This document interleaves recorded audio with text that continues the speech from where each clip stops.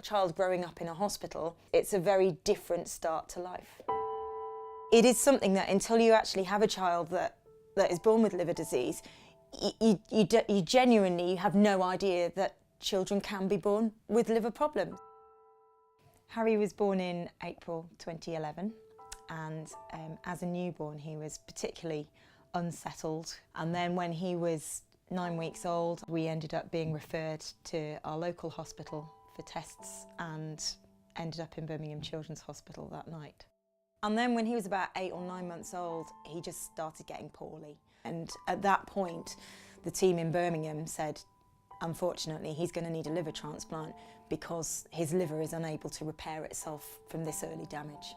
So we got the call on a Friday morning, just before his first birthday, and he was in theatre for 12 hours. It was absolutely mind-blowing. It was terrifying, absolutely terrifying.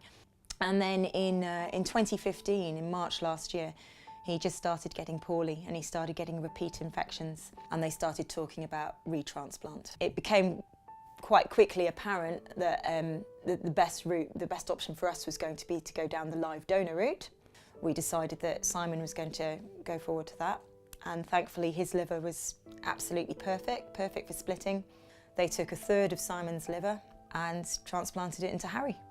And that was now 9 months ago, and they've both recovered really well. Harry's back in school full-time and doesn't look like he's ever had a day's illness in his life.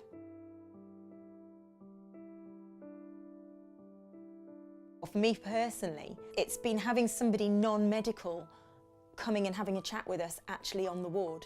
It's not necessarily even about, you know, what's going on, it's just having a chat and knowing that, you know, in the future then these are the people that Harry can be involved with and meet other friends through, and know that he's not the only one suffering with this condition.